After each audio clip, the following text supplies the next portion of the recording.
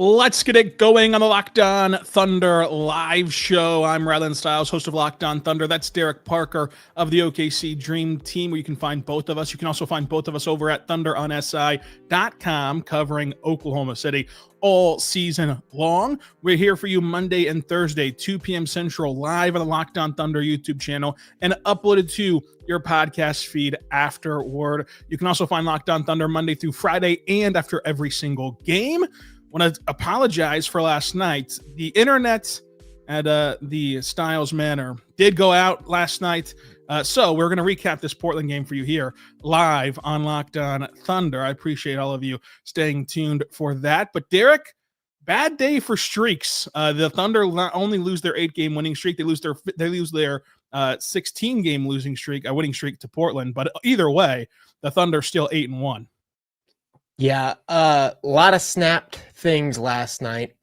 Portland played well. I mean, as we'll get into, it wasn't a head-hanging loss. Karam, in the comments, not mad about it. So it was a fun basketball game, albeit with a little bit of ref ball in the middle, but snapped the winning streak. Wasn't going to last forever. 82-0 wasn't on the table, though it seemed like it for a little bit. And then, the huge winning streak over Portland ended. It felt like it could. We predicted, I believe we both predicted earlier in the week that Portland would win this game, not because they're that much better of a basketball team, but because of all the factors that we'll get into.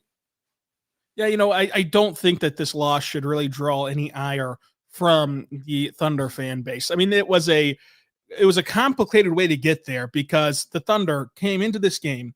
It was their third game in 4 nights. It was the second night of a back-to-back. It is a very tough Portland team, but also very tough logistically. Not only a road back-to-back that involved travel, but travel from LA up to Portland, and then you come back down to Sacramento. Then you go over to Memphis. It's a weird road trip. Portland's a good basketball team. And then the Thunder had a playoff team in the East on the bench. I mean, they did not have Chet. They did not have J-Dub. They did not have Dort. They did not have Topic. They did not have Kenrich. Like, they were missing a lot of their guys. And still, they race out to this 20-point lead. And you're thinking, okay, like the Thunder continued to defy all logic, defy all odds. And they had that 20-point lead. They clung to it until the fourth quarter. And at that point, like, the Thunder just simply ran out of gas. Like, you could tell from the ways that their shots were missing. They missed a couple bunnies at the rim. They missed 3-point shots, short. They just did not have their legs underneath them. SGA wasn't efficient. They couldn't get stops in the fourth quarter. You could just tell this was a team that was run down, and it all caught up to them at one time. The condensity of the schedule, playing the most games in the NBA to this point, mixed with the fact that they've been battling being shorthanded all season long, it all compounded on itself in one game. Yeah, 100%. It was almost like the anti-Clippers game where the Clippers got out to a big lead and then the Thunder grinded their way back into it and had that explosive second half where they went and won the game by 30 points. It was the antithesis of that, where the Thunder get this big lead and then kind of spent the rest of the game trying not to bleed out and let it get out of hand. And eventually at the end they did. They fought to the very end. They even had a chance. By the way, Isaiah Joe, that free throw attempt was insane. If you have Chet Holmgren, another 7-footer, maybe he can go get that putback. But yeah, they fought hard. I don't think anybody within the Thunder fan base is necessarily like hanging their head about this one. As we've touched on, Portland's a good team. They had players play really well. Toumani Camara, 16 points. Denny Avdia, 26 points, 10 rebounds, 9 assists. He was one shy of a triple-double. He shot 5 for 17 from the floor, and it felt like it. He started 0 for 11, but he went 15 of 16 from the free throw line. He played well. He didn't shoot well from the floor, but dude, he just loves getting downhill. Like, could not stop just putting his shoulder into guys trying to get downhill, which is pretty admirable against this Oklahoma City Thunder defense. Donovan Clingan, I thought, played well. Drew Holiday was incredible down the stretch, had a ton of threes, just generally played like the Drew Holiday we've seen in the last couple decades. And then they had some guys off the bench. Duop Reith, plus 21, had 4 threes. That dude can shoot it. Jeremy Grant, 5 assists, 20 points. He's gotten back in a groove this season. So the Blazers played well. The Thunder were undermanned. Oh, man. Give Dennis and the gang a little treat here of what you're Coach drinking. Dennis, I didn't know that Christmas Starbucks was tech worthy. Listen, it's the first day that Starbucks has had the holiday drinks. It is 80 degrees, so I've had to crank the AC a little bit to make it feel cold in here to make it worthy of a peppermint mocha. But I couldn't resist. My first peppermint mocha of the season. Coach Dennis, if you want me teed up, you know what? I'll give it to you. Why not? Yeah, that's a tech. I'll wear it. You know, I understand where I'm at. I crossed the line, but yeah, I had to get one. But to your point, like, this was a game that Portland in the second half just shot exceptionally well. It's a tale of two halves for Drew Holiday, but even down to like how it happened, like you mentioned, Daigneault getting downhill, that is rooted in the fact that he was a matchup problem for this team. Now, is he a matchup problem when this team is healthy? Absolutely not. But they weren't healthy. They didn't have Caruso. They didn't have J-Dub. They're two most scalable defenders who have the blend of size and athleticism to match up with Avdia, and they couldn't match up with him. Whenever he's getting downhill, he got to the free throw line a ton. That was a problem. The Thunder actually were only out-rebounded by one rebound in this game, but the real problem was this is a Thunder team that does not turn the ball over, and yet tonight they had 14 turnovers, and Portland had 15. So you didn't make up the gap in the turnover battle that you're used to. That was a sloppy form of basketball from Oklahoma City's standpoint, having 14 turnovers. But ultimately, the Thunder were just inefficient from the floor. 41% from the floor. Portland was only 40% from the floor. But from three, the Thunder shot 39%. The difference maker, though, was that Portland shot 44% after the Thunder shot 39% from three. Points in the paint, when about as expected. Oklahoma City still won it, but they didn't win it in dominating fashion as they typically do. And that was the same thing for fast break points. They still won it, but they only won fast break points by 5. They typically dominate that category. And the Thunder actually do win second chance points. But ultimately, they just didn't get enough stops down the stretch. And like, for as much as Portland shot the ball really well, it came down to stops, and the Thunder could not generate enough of them, and they were all just so gassed.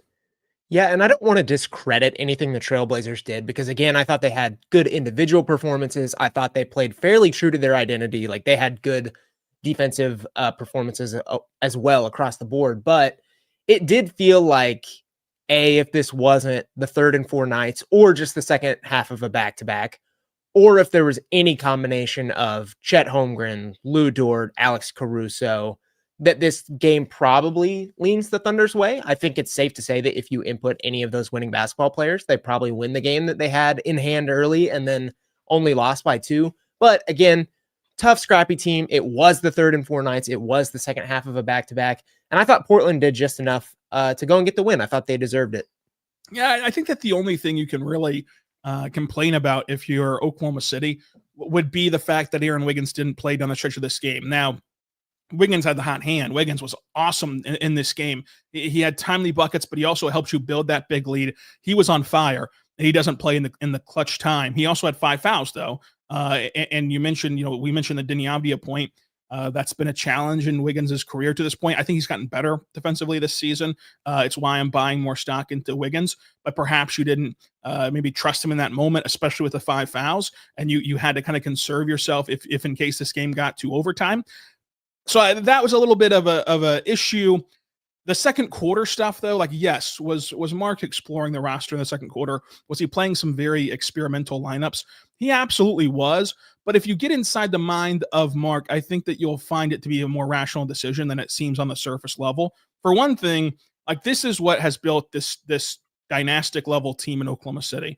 It's been leaving no stone unturned. It's been Mark from the time that they were winning 20-something games to winning 68 games last year to being 8-0 this year. It's been something that he's really had a calling card in, of playing everyone on the roster, playing 10 to 11 to 12 guys a night and seeing what they have and utilizing that data later on in the season to really formulate a great team that can match up with anybody. So that's part of his philosophy. But also, if you look at it from in this particular game, removing his overall ideology out of it, they were up 20 points, and they're on the second night of a back-to-back, 3 games in 4 nights. We've already listed out the logistical problems of this game. You wanted to get guys like Brendan Carlson some run, to get guys some different looks in this game, because you were hoping that could artificially repurpose some stamina for you, reproduce some fatigue and rehab some fatigue from your standpoint. And it just didn't work out that way. The second quarter, they really let go of the rope. They couldn't get the car back on the road after that in the second half. But ultimately, I think that the decision to change up the rotation in the second quarter was a good plan. It did not execute very well, though. Like, it was a good plan to try to get some rest for guys. That way you could utilize them later in the game, but they were still tired later in the game regardless. And you just kind of have to live with it. We'll never know if they would have really grinded out their guys in the second quarter, if they could have clung to a lead or built a lead that was so big you couldn't give it up. But it is one game at the end of the day. It's one game out of 82. They're going to lose games in this basketball season. I don't think that it matters if they have the all-time win record or not, as much as people like want them to get that. I don't think that the Thunder are concerned with that, to be quite honest with you. I mean, you saw last year, they were not concerned with selling out for wins last year whenever they had a direct competition in Cleveland to have the best record in the NBA. They still end up getting the best record in the NBA, but that was more about just how the course of the season went. You look back against this matchup against Portland. Last season, you're neck and neck with Cleveland for the top record in the NBA and home court advantage through the finals for a team that, fully believed, obviously, that they could get to the finals, and then they ended up winning the championship. Against Portland, who was playing good basketball, they played nobody, and Jay Will got a triple-double, and they still won the game. And so, this is just not going to be their MO to sell out for wins, and that's all right. And they still could have won this game. Easily they could have won this game. They just didn't get the win. But ultimately, I thought that AJ Mitchell played really well, and they deserve a lot of credit. Wiggins was able to be phenomenal for this team as a play finisher. He goes 7 for 10 from 3, 10 for 19 overall, 27 points for him, 2 rebounds, 2 assists, 3 steals for Aaron Wiggins. Wiggins is just such a luxury to have on this roster, because not only can he be a release valve for this half-court offense as a guy who can cut to the rim, as a guy who can knock down, catch, and shoot threes, but he's also able to produce and create his own shot and create separation off the dribble and score at all 3 levels. Most teams are lucky to have 2 of those guys. The Thunder have one on their bench in their rotation once they're fully healthy. He had a spot start tonight, and he was awesome. Should have gotten to 30 points had he played into clutch time. And this is just what he does. Every time the Thunder are shorthanded, he's able to elevate his game, and that's really hard to do. So credit to Wiggins for being able to do it. Yeah, 100%. Wiggins had an awesome game. He and Isaiah Joe alone are raising the bar and the ceiling of the 3-point shooting on this team. They've been 2 of the biggest factors in that regard. To the rotational points, you're 100% right. They're not going to be a team that goes and plays their starters 45 minutes a night to sell out for a win.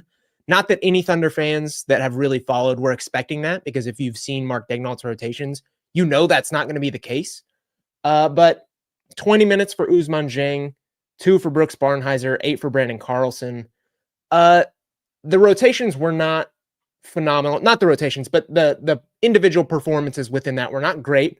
Was not a banner night for Ousmane Dieng. 1 for 6 from the floor. He was okay. He finished with a positive plus-minus, a +1. Now, that was, of course, being attributed because they were up 20, but 6 rebounds, 1 assist, just didn't play with the force you'd want to see. So, I mean, it happens. You'd rather lose by 2 and play Ousmane Dieng 20 minutes a night than run Shea out there for 48 minutes and really try to do it and potentially risk something this early in the season. And to be honest, what is a nothing game? In the grand scheme of things, of course they want to go win the basketball game. Credit Portland for going and winning the basketball game, but it's not worth selling out in November, early November. So the rotations were fine. I think Thunder fans are pretty expectant that that's what it's going to be. Yeah, I agree. I think that overall, you do not want to continue to push Shea in particular. This is a guy who's had to play more minutes to start this season than he's accustomed to in the regular season, even while resting on 3 straight fourth quarters in the middle of this stretch here against Washington, New Orleans, and the Clippers. But still, you just saw that it all caught up to them, even with those fourth quarter rests from Shea. Shea was just dog tired in this game, and for good reason. He's put this entire team on his back in large part to start this season, and heaven forbid that you push him too far in this meaningless Portland game and then he joins the crew in street clothes. You just do not want that to happen. And so you've got to be smart with how you handle this. And if you care about the NBA Cup, which I know that a lot of people are cup agnostic, but if you care about the NBA Cup, if there was ever a game to extend your bench and try to make up ground in a very difficult part of your schedule, a very difficult part of your NBA life, because they are more hurt now than hopefully they'll be in the future. The Friday night cup game against the Sacramento Kings, the cup opener, that has a lot more at stake than a back-to-back against the Portland Trailblazers. But this is going to be a very difficult part of the season for Oklahoma City. And the fact that they've made it to this point, 8-1, that's huge. That is huge considering the qualifiers. And now you turn your attention to, well, how can they continue this trajectory? Because they're going to go to Sacramento, who's playing better basketball. They've kind of changed their identity a little bit. They've just abandoned playing defense, and which is smart for them. They don't have good defenders anyway. So they've waved the white flag defensively, and they're just trying to win these shootouts. And we'll see who's available for Oklahoma City tomorrow against Sacramento. But man, like if you get into shootout with Sacramento, do you have enough horsepower to win that offensively? You're going to need a big night from Wiggins. You're going to need a big night from Joe from three. You're going to need those things to happen. And then you fly across the country to Memphis, which is the most odd thing the schedule makers have ever done. And you think, okay, road trip's over. We got that behind us. And then you play the Warriors and Lakers. The Lakers on a back-to-back 3 games in 4 nights again against the Lakers on that second night of a back-to-back. Both at home, though, but still 2 teams who believe that they're going to be competitors in the West. And this is the part of the schedule that we talked about whenever we talked about this summer and this preview season of like every game, there's going to be people who use you as a measuring stick, who use you as a litmus test. And that's not a shot to anyone in particular. It's just a matter of fact. Like, look at Oklahoma City last year. Like, Oklahoma City was as consistent as you can be about being 1 of 82 and being 0-0 and trying to treat every game the same. And yet, if you go watch those 2 Celtics games last year and then playing the reigning champions and then playing a top team in the East, there was a different level of energy. There was a different level of intensity, regardless of what they say. You can see it on the court. That's going to happen whenever Golden State walks into the Paycom Center. That's going to happen whenever the Lakers walk into the Paycom Center. And you've got to be ready for that, and you're still going to be shorthanded for those games. So seeing how they get out of this stretch, I think will be a testament to just how disciplined, how good that they are, and how much that they can battle through adversity. Because Kings, Grizzlies, Warriors, Lakers, I mean, what do you got on that stretch? Yeah, you touched on it too. It's so important that they did go 8-1 in this stretch because while they've played really well in the early part of this season, it has not been the toughest part of their schedule. And it might end up by the end of the season being one of the easier stretches. And I don't know that they need to worry about anyone being on their heels at number 2, but once you hit the stretch you talked about, once you get even deeper into this where you're playing Portland, Minnesota, Portland again, Golden State, Dallas, I mean, the schedule is not getting any easier. So to go out and take care of business, as we touched about on Monday, and go and beat these bad teams, get your 8-1, get your arm's length lead over number 2, 3 in the West. I think it was really important to do that. And now you just got to kind of stay afloat until you can get your team to full health. Yeah, they do. And I think that, Coach Curtis asked, do you think that Shea sits out tomorrow? I don't think so. I mean, I think that Shea is a guy who wants to play and wants to play as many games as possible. And he's cut from that same cloth of of older stars in that regard.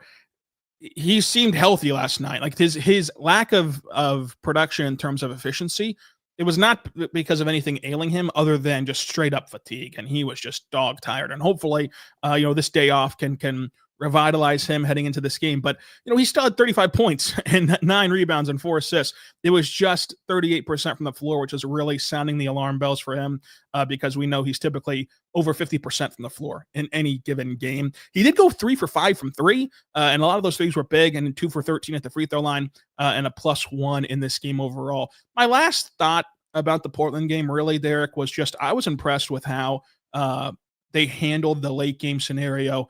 Whenever Shea got fouled and they couldn't get into a 3 there, then they foul Portland, called the timeout, advanced the ball, and they get 2 clean looks.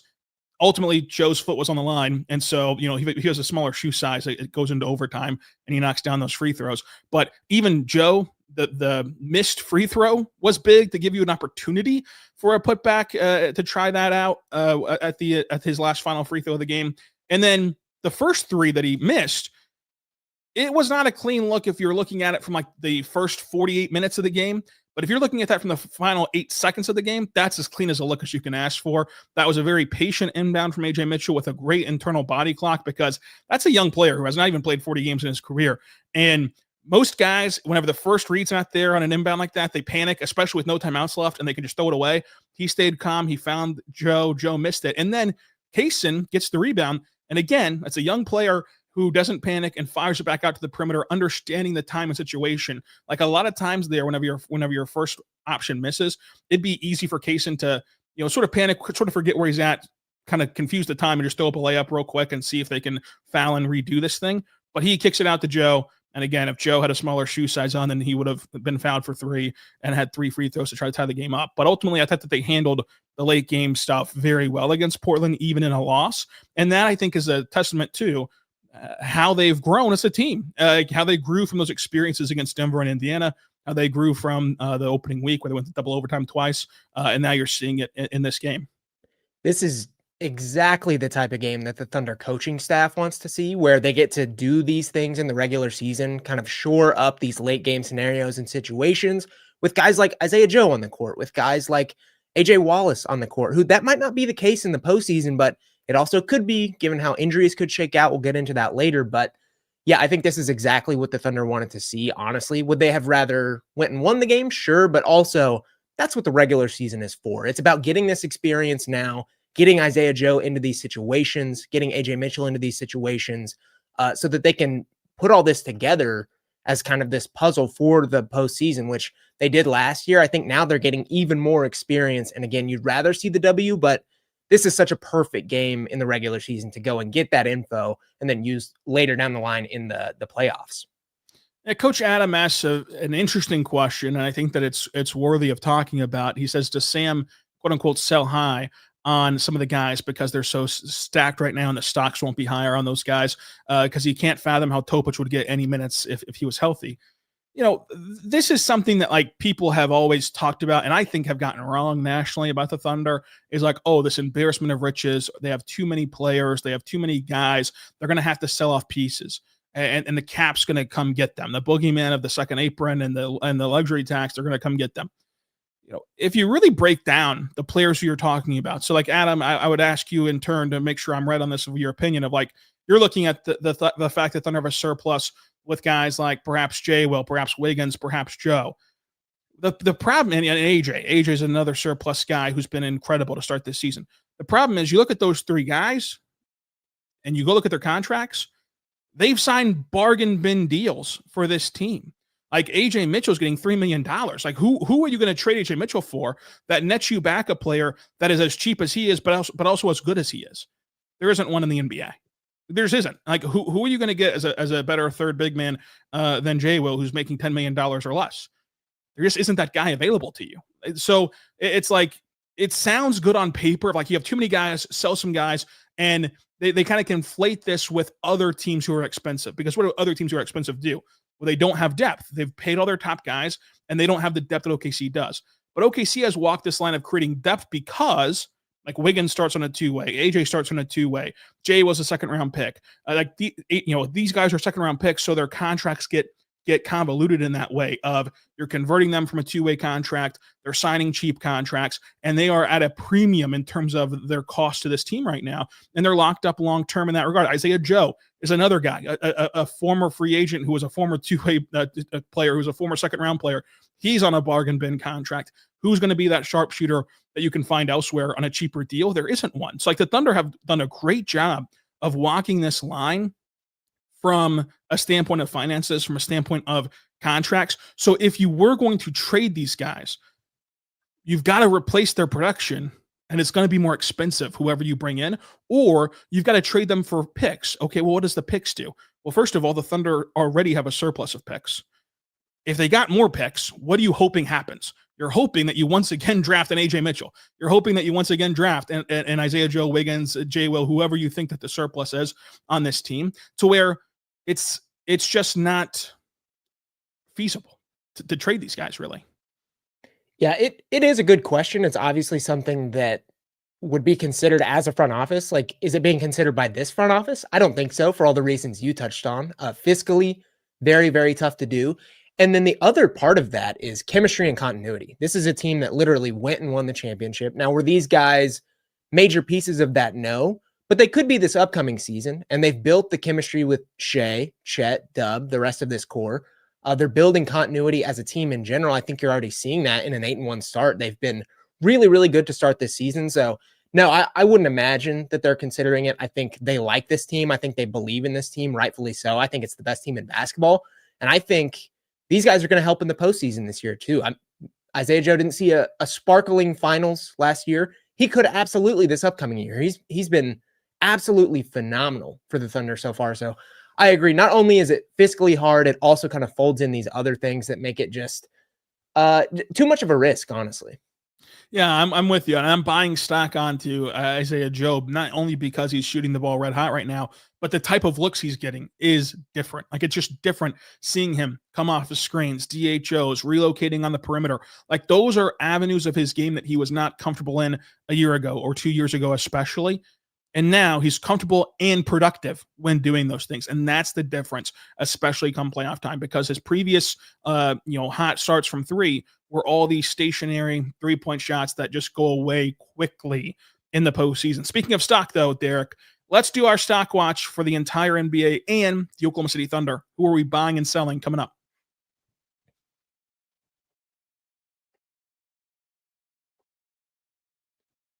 We're back on the Locked On Thunder podcast, on the Locked On Podcast Network. Your teams every day, folks. We're here talking about the Oklahoma City Thunder for you after their first loss of the season. I'm Rylan Stiles, host of Locked On Thunder. That's Derek Barker, OKC Dream Team, where you can find both of us. ThunderOnSI.com, where you can find both of us. And he also has his YouTube channel, Derek-Parker, which is heating up again with another draft cycle. Make sure that you go check that out, because the Thunder control a lot of draft picks this year, and some of them, if these standings hold, could be pretty good for Oklahoma City. Derek, speaking of pretty good, who are you buying stock on in Oklahoma City right now? We just touched on it. You literally just said it. I'm buying stock in Isaiah Joe. He has had an unbelievable start to this season through 4 games, 17.3 points per game, 3.5 rebounds, 1 assist. He's shooting 48% overall and 44% from 3 on 10 attempts. He has been an absolute flamethrower. As I said earlier, he is single-handedly, along with Aaron Wiggins, muscling up the team 3-point percentage. And to your earlier point, he's been doing it in different ways. He's curling off these off screens. He's coming off DHOs. He's hitting relocation 3-pointers. He looks like a much improved basketball player. Now, is 17 points per game going to hold throughout the season? No, it's not. But to see a guy like this scale up when the Thunder need it in big moments, he's had big moments in several of the last games, very, very timely 3-point shooting. He looks better off the dribble driving because of the threat of his 3-point shooting, which looks even better this year. So I'm buying stock in Isaiah Joe. Does that mean I'm buying stock in him averaging 17 points per game? No. I'm buying stock in the fact that I think he can help this team in the postseason almost like he didn't last year. And not to say he was bad last year. The Thunder just struggled to really, really create offense. He was a part of that. He was a little bit limited in the ways he could shoot, and thus just didn't find himself on court very much. I'm expecting that to change this upcoming postseason. I think he's going to practice this added versatility all year long, and I think that's going to pay dividends in the postseason. And quite honestly, that could blow everything wide open, because the Thunder were one good 3-point shooter away last year from winning games handedly, or maybe not losing certain game ones. So I'm buying stock in Isaiah Joe. He's had a killer start to the season. If he can just kind of avoid some of the lulls that we've seen him have in the past handful of years, we could be looking at a new and improved Isaiah Joe. Yeah, I like that. I agree with everything you just said. And I'm buying even more stock into AJ Mitchell, who I bought thousands of shares into over the past 2 years, including this offseason where I told you he'd be a top 8 player on this Thunder roster, even for as stacked and as dominant as they are, to be a top 8 player. He's lived up to that billing early on this season. But man, you just look at how he gets downhill, how he finishes at the rim with his body control. I mean, his ability to, gather and hold on to the basketball, seal off defenders, flutter to the rim, absorb contact. That's all great. I really believe that he's going to take even another step once J-Dub returns, once he's playing next to Shea and J-Dub his entire minutes on the court. He's able to be a catch-and-shoot option for them. I think he can really show you some cutting ability whenever he's playing in a more natural role in that standpoint with Shea and J-Dub next to him the entire time. So the offensive stuff is great. Defensively, though, the reason I'm doubling down, I'm going to buy stock at a little bit of a higher price and just continue to add to my share, is because he's making a defensive impact. And he's able to just sit down, on the perimeter, absorb contact to his chest, and just keep guys at a stalemate, dislodge them on their drives. And if you can do that, and if you can do that consistently, that's all this team needs. You go back and you watch AJ Mitchell defensively sitting down in his stance and deterring drivers. Cason Wallace coming around the corner, going to poke it out on the back end. If you somehow spin off of the stonewall from AJ Mitchell, you're spinning into traffic or spinning into either someone gapping in gap help on the perimeter, or you're spinning into the rim where Chet or Reinhardt's ready to block you. So AJ's been such a competitive defender, and he's been a playmaking defender, that I think that's where they're buying stock into. And this has been an excellent start for him. Yeah, that leads me into my next stock watch, which is I'm just holding on AJ Mitchell. I think I bought a ton, obviously, in the early part of the season. You know, it was somewhere in the range of 17, 5, and 5. He was phenomenal, had a killer start. And I talked about it on Monday. His production, his shooting from the field tapered off a little bit, down to 40% in a handful of games. Now we see it come back around versus Portland, 7 for 11. He hit all 7 of his free throws, had a killer game, 21 points in total. Could have gone without the 5 turnovers, but for all intents and purposes, he was a star out there for Oklahoma City. I'm now holding the stock. I feel like we're starting to see where the production could kind of middle out. Like, he's not a 40% from the field shooter. He's probably not the 26 point per game guy we saw earlier. He's probably in the range of what we're seeing in totality now over this sample. And Mark Daigneault would probably want to see 10 more games before we start saying that. But I feel like we're starting to see kind of the middle ground for AJ Mitchell. And I'm fine with the stock I have now, which is a whole lot given how good he's been for the Thunder so far. Yeah, we've been buying stock in him. He's been awesome. I'm buying stock in Aaron Wiggins for the simple fact of this has been a miraculous start to the season for Wiggins. He's checked all the right boxes. We've spent 2 years on this show talking about how he's got it offensively. Whenever you sit there and you wonder, why isn't Wiggins playing more? It's never about his offense. It's always been about his defense. Well, what has he done this season? Whenever we were previewing this season, we talked about it's decision time on Wiggins. It's like, is he ever going to be able to defend fours? I know that he hasn't been comfortable with that in the past. Can he get comfortable? Can he make himself someone you cannot take out of the rotation? The early returns on that are yes. So I'm getting in early before the returns are big enough to where everyone catches up on this, because you've seen him be able to swipe away entry passes. You've seen him be able to dislodge balls at the rim against bigger bodies like Sabonis. You've seen him block shots at the rim. Like, he's been really, really good defensively for his standards. Now, look, it's a situation here where he does not need to be elite. He does not need to be great defensively. But he's been above average at worst defensively this year. Like, the worst that you can say about him is he's above average. The best thing you can say about him is that he's a pretty good defender this season. And that's enough. That's all you've ever needed from Wiggins, because he's able to generate his own shot on the ball. He's the third best shot creator this team has in that regard at all 3 levels. He can be a nice catch and shoot option from 3. He can be a play finisher at the rim. He's great in transition. He's improved his playmaking as well. Like, the playmaking improvement and the defensive improvement is enough to just want you to buy more Wiggins stock. Yeah, I'm right there with you with Aaron Wiggins. And to your point earlier about just the luxury that this team has in so many players, what a luxury to have a guy like Aaron Wiggins who, when you need him, he can scale up and go get you 26 points on great shooting. Just a great player for this Thunder team to have in general, especially given how kind of limited their offense has been in the early season. On the flip side, defensively, we talk about Chet Holmgren all the time. I'm ready to put even more of my money into the Chet Holmgren stock, given how the rim protection looked versus the Blazers. It's just so clear watching Denny Avdia get downhill time and time again that for as good as these Thunder perimeter defenders are, and they were obviously missing 2 of the bigger ones against Portland, but Chet Holmgren is just the lifeblood of this Thunder defense in terms of the way he blocks shots, the way he protects the rim. They're just not the same team without him. That's like an obvious statement, but his rim protection is just so vital. And again, that's not even to say that Isaiah Hartenstein isn't decent at it, or that guys like Cason Wallace and Shea, who was leading the team in blocks, aren't pretty good ancillary shot blockers, but man, they were missing Chet Holmgren versus Portland. I feel like it would have been a fairly comfortable win had they had Chet Holmgren versus Portland, not just for the offensive boost that he gives them on the interior, on the perimeter, but especially for that rim protection.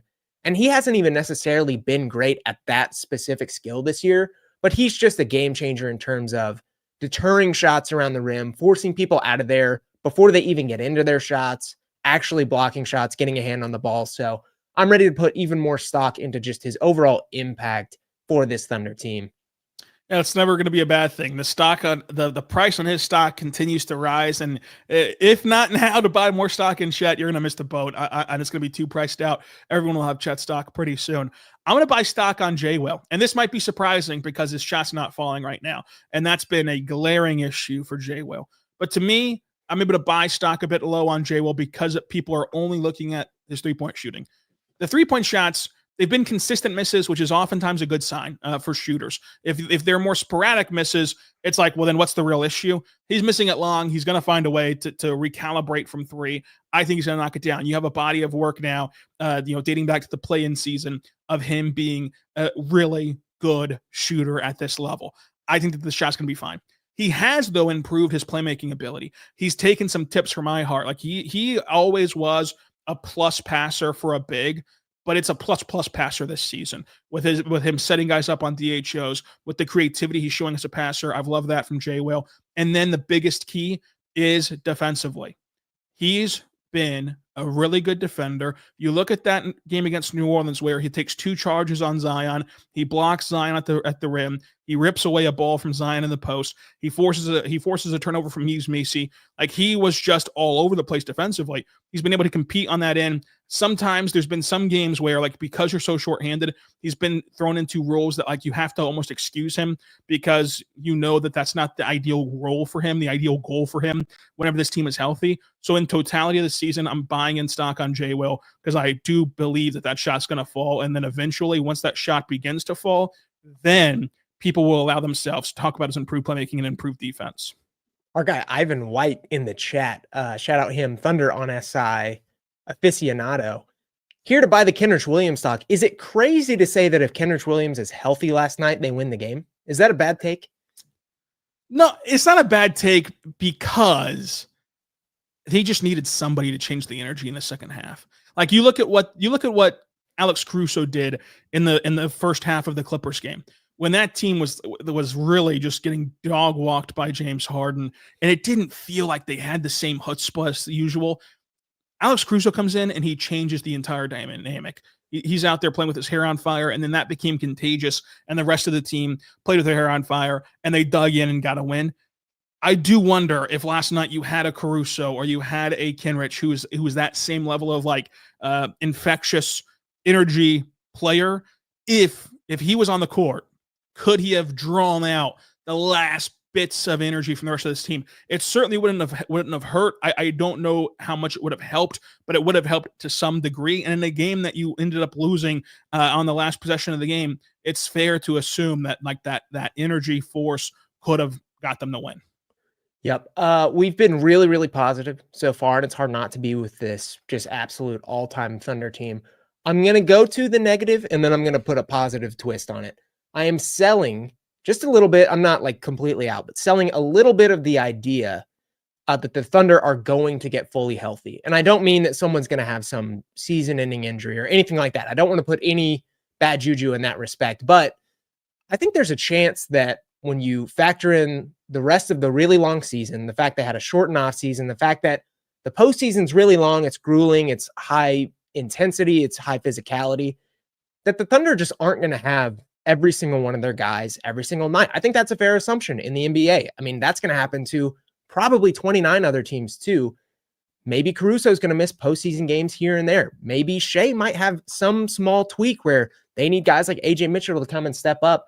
I think this stretch of the season, while yes, they're missing major guys and that's not fun and you want to see everyone on the court, this could be a silver lining in terms of they're getting experience in these kind of hodgepodge lineups, these kind of ragtag groups.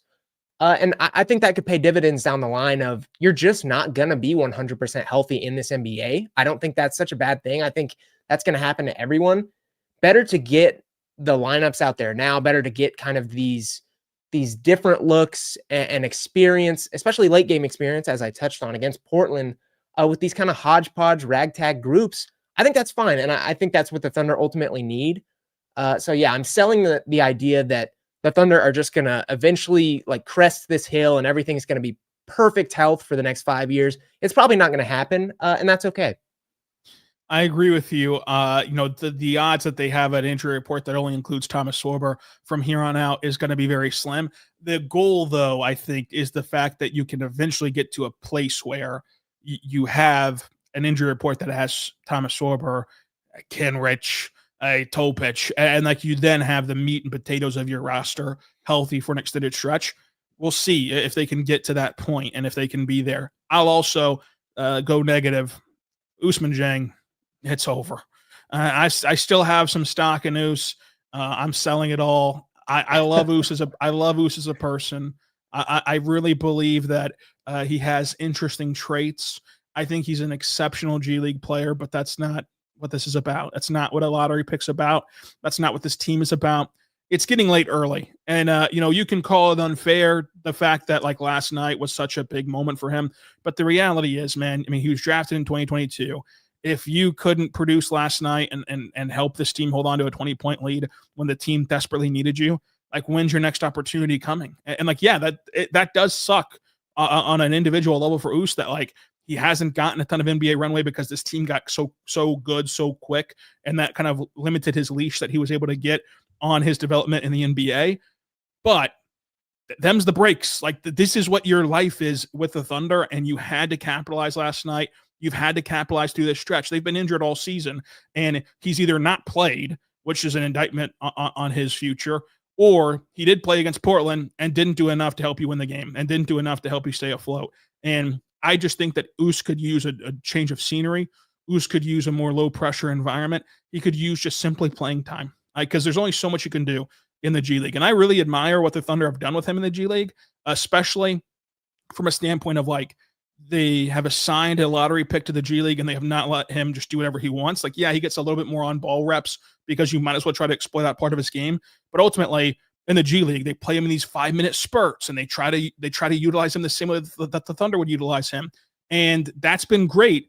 It just hasn't translated to the NBA level yet. And I just think that he could utilize a fresh start, somewhere similarly to a Trey Mann who got a fresh start in Charlotte, did really well in his first opportunities there. The Hornets brought him back and they want to continue to see what Trey Mann can be for Charlotte. I think that with Us, you're staring down the barrel of a trade deadline move to get him somewhere where he can just simply play and see what it's at. And it can go a multitude of ways. For example, Bazley was traded to the Suns. Didn't work out, and Bazley's not in the league anymore. Trey Mann was traded to the Hornets. It worked out in the regards of keeping him in the league. Let's see how much longer he can stay here in the NBA. But Us should get that same opportunity. It's just really only fair to him to sell the stock and to move on and see what he can do. Us would start at point guard in Dallas. Top rope Dennis there. Yeah, I mean, I don't have much more to add. I'm just going to start keeping a tally of every time you sell the last little bit of your Us stock, because I think it's happened 3 times this year already. I'm out. I'm out. That was my last stock of Us. It's over. All right, what's your last one? Because you had more than me. Yeah, my last one was Cason Wallace. I'm buying into Cason Wallace. Like, he's gotten even better defensively. It makes me believe that he started to finally watch film. Mark put a little sprinkle in the air that like he's taking the scouting report stuff a little bit more seriously.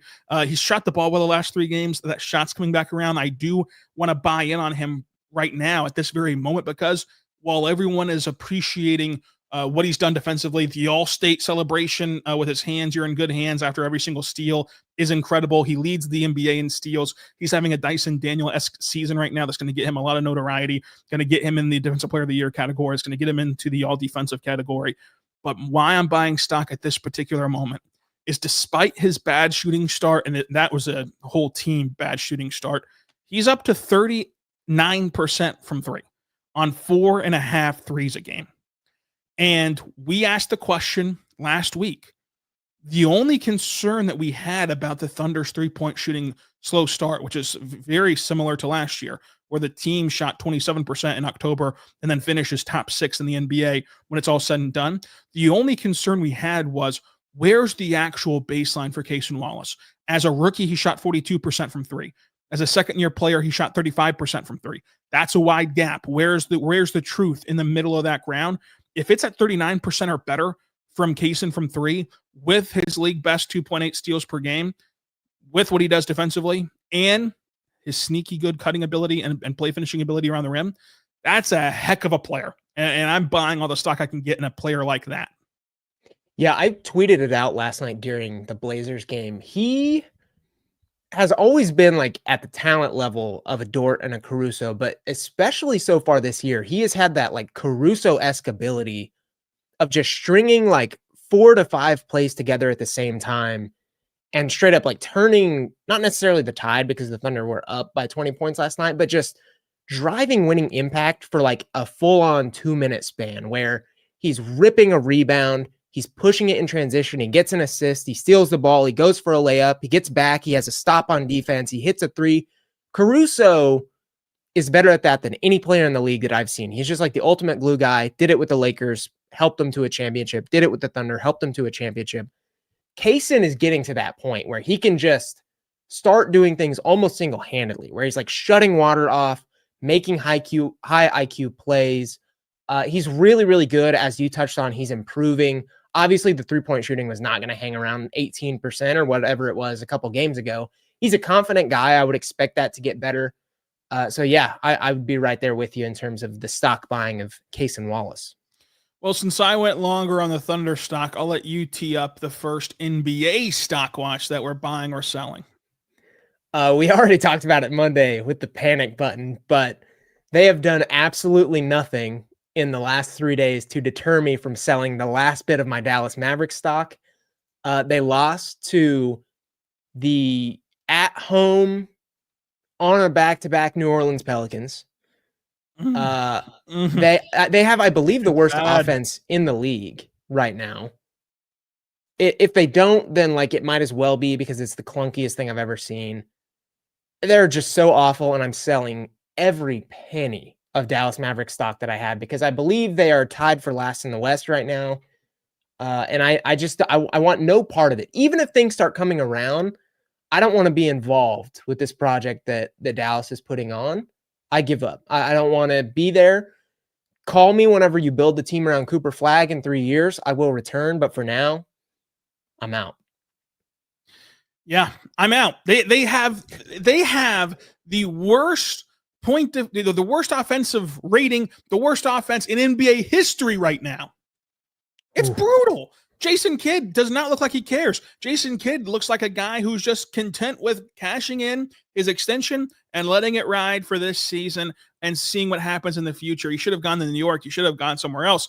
It's just Nico Harrison is a dunce. He is the most idiotic GM I've ever seen in my life, and I'm a Royals fan. He's the most idiotic GM I've ever seen in my life. It is brutal. I mean, I watched Washington give Albert Haynesworth $100 million contract, and that's not even the worst move I've ever seen. It's the Luka trade. It is ridiculous what the Mavericks have done. It's ridiculous the style of play that they're trying to go out there. You can't even beat the New Orleans Pelicans, who want their coach fired. The Pelicans are having a revolt against their own team, against their own coach and their own front office, and you couldn't beat them. Like, what are we talking about here? Like, what's going on in Dallas? This home court advantage, their little cute little rim mics. You know what's not cute with the rim mics? When you're clanking every shot you take because you're the worst offense of all time and you're losing to the New Orleans Pelicans. Where's your rim mics at now, Cuban? Where's your rim mics now, Adelson? Where's your rim mics now, Nico Harrison? Are they going to save you? I don't think so. They're going to indoctrinate you. They're going to indict you. Because you're the worst offense I've ever seen. And I watched Alexei Pokusevski. I mean, this is terrible. I'd rather go to battle with Alexei Pokusevski, Jeremiah Robinson-Earl, Gabriel Deck, Jalen Horde, and Xavier Simpson than with this crew, this lifeless, gutless crew in Dallas. It's brutal. It's brutal. Well, as a Maverick guy, you're far more opinionated than me, but I echo every single one of your sentiments. Things are not well in the Dallas. Who's the Dallas area. Foxhole guys? Like who do you want in your foxhole? Perhaps Cooper, although Cooper he can't score the ball worth a lick right now. But they're playing him out of position. they're playing him out of Cooper's going to okay. be fine. It's 2025, Derek. This whole playing out of position nonsense. He should be able to play every position. It's basketball in the modern. He's not they just the real problem with their offense is that they have no one that can break down that first line of defense. It's very much like what the Thunder dealt with last year in the reserves, like when Shea was off the court, except it's all the time for them. Like their half-court offense is so clunky. No one can get by the first point of attack defender. So they're just ricocheting the ball around until it's a grenade and someone has to shoot it. And that's never been Cooper Flagg's game. Like he's not going to have the ball, beat you off the dribble immediately and go for a dunk. He's going to be a guy that cuts behind others when they have the ball. He's going to be a guy that gets out in transition, receives some really nice passes. So Cooper could be better. He's also had some fine games. Like he's not seeing just the worst start to an NBA career we've ever seen. It could be better. They could be putting him in better position, certainly. And I don't know. I feel bad for a lot of Mavericks because truthfully, they didn't sign up for this. Like I know at the end of the day, the onus is on them, but at the same time, like Klay Thompson was there for Luka Doncic. Cooper Flagg probably was expecting to play for a bad team and have a few years to develop. And instead he got immediate pressure going to Dallas. So the vibes are just so bad. It's so bad. I mean, and my friends who don't follow basketball to the degree that I do, they ask me, when's Klay Thompson going to retire? I say he retired 2 years ago. Like this guy, he's not even out there. Dwight Powell is still hanging around this organization playing some of the best basketball. It's just embarrassing. And I don't know how you get out of this if you're Dallas, and we'll see how they do. But we have no stock left in the Dallas Mavericks. Yeah. I'm buying stock into, though, Josh Giddy. Josh Giddy, who a lot of people looked at his March and called it Mickey Mouse March. Buying stock. He's out there averaging 23, 10, and 9, shooting 49, 41, 75. The reason why, though, I'm buying stock into him is that if you watch these cardiac Bulls play and they're getting these improbable wins, these comeback wins, this team is looking to Josh Giddy. This team is rallying around Josh Giddy. And Josh Giddy has taken ownership of this team. He's taking ownership as a leader. He's taking ownership as the actual point guard, and he's leading them into a great start to this season. And that leadership cannot be undersold. On top of his production, I'm buying into Josh Giddy. I, too, am buying into mostly the Bulls, but also Josh Giddy. I'm not like throwing every bit of stock I have at them. Like I don't expect them to be the number one team in the East when it's all said and done. I think they can be a postseason team still.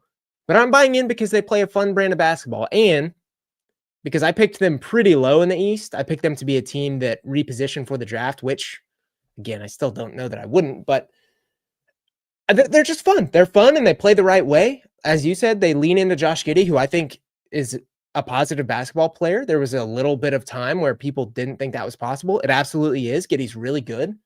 They've got some fun pieces. They play fast. They play hard. They play the right way. So I'm fine to buy into the Bulls. Good for them. And shame on me for doubting them preseason. And you should not be surprised, Coach C, because we predicted that Josh would be an all-star. That was our hot take show on the Locked On Thunder Live show. And then I wanted to talk about this from Coach David. The Bulls-Thunder trade was a win-win for both teams. It absolutely was. And like this is where you have to really be discerning with where you ingest your NBA coverage. Because like, if anyone tries to tell you that like one side or the other fleeced the other, they just don't know basketball. They're doing it for clicks, for whatever the attention and the kind of, as the kids would call it, rage baiting. Look, here's the facts. Here, and I only care about the facts of the matter. Josh Giddy would not be anywhere close to this player if he was still in Oklahoma City. He was never going to be this kind of player. Like yes, he individually always had all the potential in the world. That's why he was a 6th overall pick. That potential could never be realized in Oklahoma City. Josh Giddy did not want to come off the bench ahead of a contract year in Oklahoma City. Well within his right and a smart decision from him as an individual entity. Those two factors where you'd be holding his career hostage, frankly, he would not be able to be this player in Oklahoma City, even off the bench. And the fact he did not want to come off the bench led to a trade. His value at the time was not worth anything more than Caruso. As a matter of fact, if you go and look at this trade from a time capsule back then, people were stunned that the Thunder did not have to give up assets to get Caruso. And all the Thunder had to do was give up Josh Giddy for Caruso. Caruso comes in here. He's your most trusted 3-point shooter in the playoffs. He is an absolutely force defensively and wins you a championship. That's a huge win for Oklahoma City. And you got to re-sign him, and you have him for the duration of this core. Josh Giddy gets to go and play for the guard whisperer Billy Donovan, gets to spread his wings, gets to take ownership of a team, which he'd never be able to do in Oklahoma City, and becomes a really, really good player. And an all-star level player for now. We'll see if that trend continues. I think it will. But none of that was going to happen in OKC. The Bulls didn't owe the Thunder more assets. The Thunder didn't owe the Bulls more assets. This was a brilliant, rare, one-for-one player swap where both sides got out of it what they wanted. On a team level, both sides got what they wanted. On a player level, both sides got what they wanted. Caruso is not wasting away on a Bulls team that's not going to be a championship threat with a style of play that is only conducive to winning. It's not conducive to stats. It's not conducive to playing in meaningless regular season games, as you've seen the last 2 years. They've been very conservative playing him in the regular season. He gets to go win another championship. Let's see what they do this year in the length of this contract for Caruso. Giddy gets to go start and be a starter and make a name for himself and become the player that he's always believed he can come. And frankly, that the Thunder believed he'd become. And the Thunder knew the day that they traded him, he'd become this level of player. They had that much belief in Josh Giddy. It's ended up happening. It is a 100% win-win for each side. There is no winner. There's no loser. There's no fleecer. It's just, hey, we both got out of this what we wanted. And that's what trades ideally are about. Now, in practice, it doesn't always end up that way. But ideally, trades are supposed to be between two teams who they think they're both benefiting from it. Fully agree. On absolutely every single point, I agree. I also just want to tack on the notion or like the idea that someone has to win the trade, I think is hurting the sport in general. As you just touched on, both teams can benefit and want to benefit when they make a trade. Like teams aren't agreeing thinking there's any sort of fleecing. Now, sometimes there is, as we've seen. I mean, there's some comments. Yeah, Nico here. Harrison. I'm not going to, let's point to that. Nico Harrison got fleeced, buddy. Sorry. But Nico Harrison's mind was so warped that he thought he was winning the trade. And like that just plays into it too, of like surface level, when the trade is made, both teams think that they've gotten what they wanted out of the trade. Yes. And then it's up to us to, make the decision of like, well, who actually quote unquote won the trade, who got the most out of it. The problem is though, we think that our job at that point is to say, well, then one team has to lose and one team has to win. This is not an actual game. This is a discussion. And like in this discussion, the Thunder did their job. The Bulls did their job. Great trade. Now in the Mavericks and Lakers discussion, that's a whole different ball game, and that can be viewed in a winner and a loser. But in this case, both are winners. I agree. I just the fascination with who's like quote unquote won. I think it's fun for us as people who like get paid to talk about the dumb sport, but for the average fan, like who cares who won or like I don't know. I feel like it's hurting it a little bit. But anyway, I want to take my time here and talk about my Tennessee Volunteers, Nate Ament. I'm selling a little bit of stock, and hold on, Derek. I know you're a draft guy. You might be mad at this take. I'm gonna jump. I know. Jump to the screen. Hold on. I'm selling this in an actual mind of like the Wolf of Wall Street. Like I bought a lot of stock in Nate this offseason. I was listening to Tennessee radio down in Knoxville. They were hyping him up. I was getting excited. I thought he was going to be awesome. I had him number 4 on my board. I was excited, man. I was a little too excited. I need to sell some of this stock off real quick while I can still get a little bit of return, but also still hold enough stock at Nate Ament to feel good about myself. But I'm just concerned about his ability to create for himself, to get separation, to get to the rim on the ball and play off the catch. I'm concerned about that for Nate Ament because against Mercer, he got 0 separation. He had to play the entire game in the phone booth, and that was against Mercer defenders. And if you're going to think about this transitioning into the NBA, if you can't get separation against Mercer, good luck. I think that Nate Ament was sold a little differently than he actually is. Like, yes, I think he's still deserving of being some people's number 4 prospect. I myself never really had him that high, and it was for the reason that I think he's going to be really, really good off ball. He's 6'10", obviously very skilled. He can handle, he can do all the things. He's really, really good shooting the ball at 6'10", which is always impressive. He's gotten the KD comparisons, which I'll hate for the rest of my basketball career. You should never compare anyone to Kevin Durant. Just shouldn't happen. But yeah, he never should have been billed as like this on-ball creator. And I think when you lump someone in, there were people saying he could absolutely be in that tier with Peterson, DeBonsa, Boozer. Like that probably gave people the wrong idea of Nate Ament. I think Nate Ament is going to be a potentially really, really good, like third scoring option in the NBA. Like really, really good off the ball. Honestly, like it's going to be a little bit overplayed over the next year, but the Riza Shea role, like when you watch both of those players, he physically, like it's watch bias, but he looks like Riza Shea. He should probably play that off-wing role. I think he's going to be a good player. I think he was just billed a little bit differently than he should have been. And I also want to say he's a guy that has really, really grown over the last handful of years, has really, really gotten better at handling, at creating his own shot. So I don't want to say it's out of the question that he doesn't get better at that over the next year and get better at that in the NBA. But I do think people upsold him just a little bit to his detriment. Like he is what he's been. People just didn't quite know. And I'm not saying that's you, but some of the draft experts got a little too ahead of their skis on Nate Ament. Yeah, I think he's going to have an okay season. I had too much dip on my chip with Nate Ament, so I need to sell off a little bit of stock. I bought a little bit too much, but I'm still in on Nate Ament overall. I just bought a little bit too much stock on this investment. But what's your next NBA one?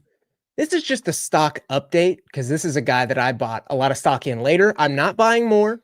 I don't think I ever sold. There might be a clip out there somewhere. I don't think so. Keontae George. I was really high on Keontae George. I don't know of another draft expert, even back then, that was. People did not love Keontae George as a prospect. He had some rough years. I just want to give an update. 22.6 points per game, 3.5 rebounds, 7.9 assists. If you go watch my heat check on him from 3 years ago, I was really high on the passing ability. I didn't think he'd be a point guard. 7.9 assists is awesome. 42% from the field, could stand to get better. 26 from three. I think that will go up. Like there's no way that holds. He's been a decent 3-point shooter. Just wanted to give a little update on my guy, Key George, because the Jazz have been better than people expected. He is like an actual early candidate for most improved. He's one of the ones that, yes, he's third-year player, but he is certainly not in the line of like the Cade Cunninghams and people like that people expect to get to this point. No one expected Keontae George to average 23 points per game. And it's early, super small sample, 8 games, but he's been really good, and I just wanted to shout him out. Yeah, shout out to David Locke, Locked On Jazz radio voice. He's been excited calling the Keyshawn George clips. I've been watching them. Those are a lot of fun. I'm buying stock into the Detroit Pistons. I did not buy enough Detroit stock this offseason. I was enamored with the Hawks and the Magic and the Knicks and the Cavs. But the Pistons, like, here's what they are. They're the best defense in the East. They're legit. They're a top 3 defense in the NBA. They have elite rim protection. They have athletic, switchable defenders all over the board, and they have Cade Cunningham, who's just this juggernaut of a player offensively, and he's able to score at all 3 levels. And you really like what you've seen from Cade Cunningham. With what we've seen from Atlanta and what we've seen from Orlando to another degree, like the Pistons are there to me. The Pistons, in terms of like who has the makeup of a team that can win in the postseason. That if you had to pick someone not named New York or Cleveland, I'd pick Detroit because they have the guy, the go-to scorer who you trust. I trust Cade in the postseason way more than Paolo. I trust Cade in the postseason more than Trae Young even. For his overall impact for this roster. And then they have the elite defense, and they have the best defense in the East. So I'm going to go with Detroit, buying stock into them, elevating them up my rankings. I really, really like that. I wasn't out on Detroit. I think they've got awesome pieces. I think Cade Cunningham is one of the best players in the NBA, genuinely. Shout out Dennis. We would buy stock in you if we could. But I did think we could have gotten a little ahead of ourselves. Not us, because we weren't high on the Pistons, but some people could have gotten ahead of themselves on the Pistons. I thought they lost a few rotational pieces from last year. I didn't know if they could sustain the level of success. I thought it might be a 1 step back, 2 forward, like next year maybe. They've been good. Shout out Jalen Duren, 18 points and 11 rebounds per game. He's been awesome. Azar's been awesome. Ron Holland is the future. I'll never sell stock on him. And then my last one, I want to buy stock even more on the 2026 NBA draft class. I made a video on it. You can find that at Derek-Parker. But the true freshmen in this class are the real freaking deal, dude. I don't want to get into all the box scores, but there were like 10 different guys, true freshmen alone, not even counting returnees who also had good days, but on opening night, Koa Pete, Darren Peterson, AJ DeBonsa, Caleb Wilson, Tunde Yesufu, Michael Brown, like they crushed it. This class is so good. 2026 draft, buy all the stock you can now because they are so legit. I 100% agree. I love this freshman class. My last one is a sell. I'm selling the Atlanta Hawks because without Trae Young, they've gotten a couple big wins. They've gotten people feeling a little bit better about themselves. And I need to unload some of this stock. I bought way too much. I had them as a top 3 team in the East. I had them as a team who could be a surprise defensive unit, even around Trae Young. None of that is true. And as you start to feel better about Atlanta, I'm going to start to sell off some of my surplus of stock into the Atlanta Hawks. I need to get rid of some of it.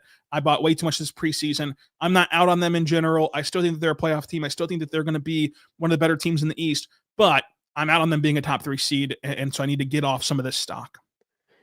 Yeah, I agree. I was right there with you. I had them 4. I'm not there anymore. It's tough. It's tough. Well, Derek, a little bit longer today, but we have to end the show with our technical fouls. You want me to go? You want me to lead? Yeah. I hadn't seen yours. I laughed looking at the Google Doc of what yours is. It's so funny. I'll lead. You can cap us off with that. Shout out Curtis Nelson, who gave me this idea on Twitter last night. I'm giving a technical foul, probably 2, because I doubt it was the same ref. If it's not, boy. I'm giving technical fouls to whichever refs called both AJ Mitchell offensive fouls last night. That's a technical foul. Rough calls. 2 of the roughest calls I think we will see all season in a matter of minutes apart, in the same quarter, in the same game, on the same player.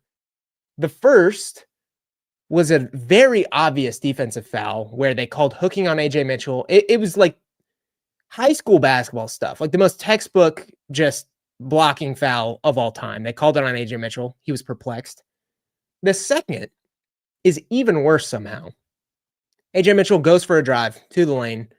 Who jumped in front of him, Rylan? It was Kamara. Kamara, yeah. Toumani Kamara, great defender, tries to take a charge in front of him. Awkwardly, like, not only is moving, but like leans up into him, is like moving into it. This one's worse because they review it. They have it in front of them and they still overturned it.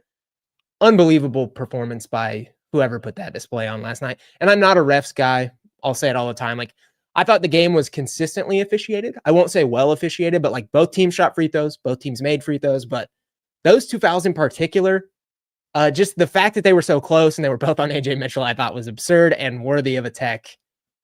The tech in the backcourt the foul in the backcourt when AJ's trying to bring the ball up, and that was the most egregious call of the night to me. The block charge call, look, I think that, even the broadcast at times can get this wrong. Like, you just have to be set in a legal guarding position, and set is not like what you think of like, I really think that we get this wrong a lot in developing youth basketball. Like, you got to be set for 3 seconds to take a charge. Like, no, you have to beat the guy to the spot and be in a legal guarding position in that spot that he runs into you. And that's all you have to do, and be out of the restricted area. But that's all you have to do. Like, you don't got to be set for any amount of time. You don't have to be not moving. You have to be in a legal guarding position and have a guy run over you. And if you make the argument that Kamara was in a legal guarding position, that's a judgment call. I didn't like the call. I didn't like the fact that you saw him be leaning upward. That kind of changes to me what the qualifications are for a legal guarding position. But, it is what it is. But the call in the backcourt on AJ Mitchell was just egregious. But my technical foul goes to Tom Brady. Tom Brady. That's a technical foul. Story: Tom Brady is cloning his dog. His dead dog is being cloned, and this is just ridiculous. This is when you have too much money. This is whenever they talk about taxing the rich, not to get political, but it's like, Tom, you can go out there and buy any dog in the world that you want. You don't need to clone your old dog. There's a billion and trillions of dogs out there who need a home and who need to make memories with a new owner. And yet you're cloning this old dog. And for what? For who? Because let me tell you something about this cloning business. First of all, scary, scary stuff. Second of all, I don't think it's going to work. Third of all, you're cloning the being. You're not cloning the brain. It's not the same dog. It's just not. It's the same breed. It might be the same color. It might be the same size, but it will not have the same memories. It will not have the same familiarity. It will not have the same feel as your old dog. So at that point, what's the point? Let's say the dog was a golden retriever. You might as well just go buy another golden retriever. What are we doing? Cloning dogs. Like, what? Am I missing something? Like, what is the point of this? Listen, I'm not into this at all, but I will say I think you'd be shocked how well the cloning process works. You think that that the dog will wake up from this clone drone and be like, you know what? I know who Tom is. That's my guy. No, I'm not saying that, but I do think it's going to look exactly the same.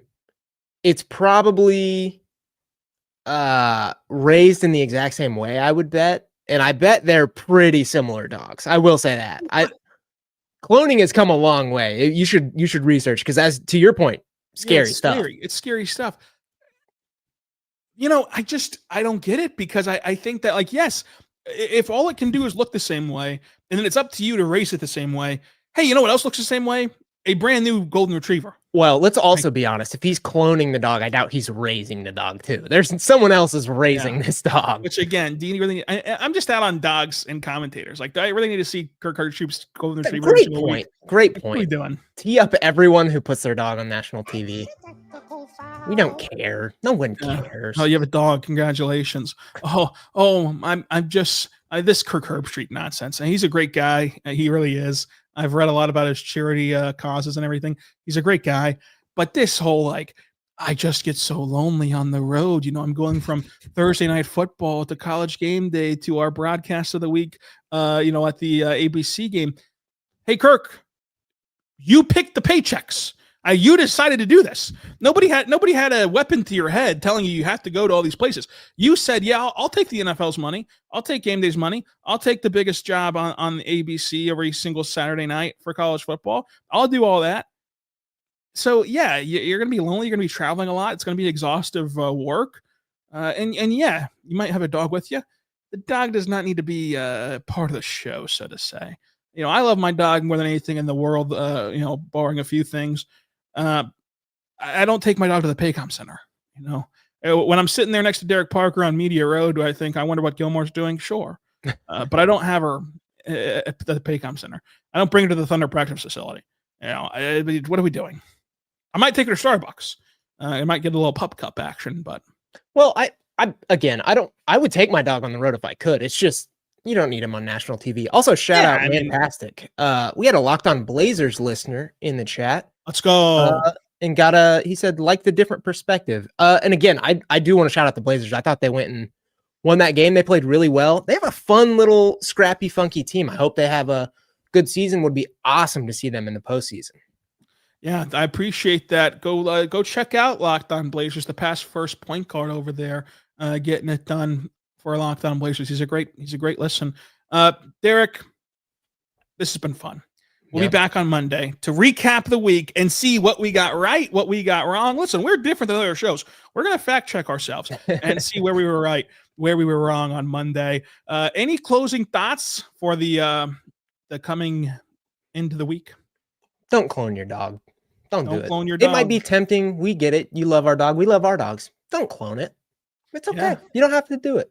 Yeah. Great dogs. Fantastic dogs. I'll see you guys tomorrow. Until then, be good and be good to one another.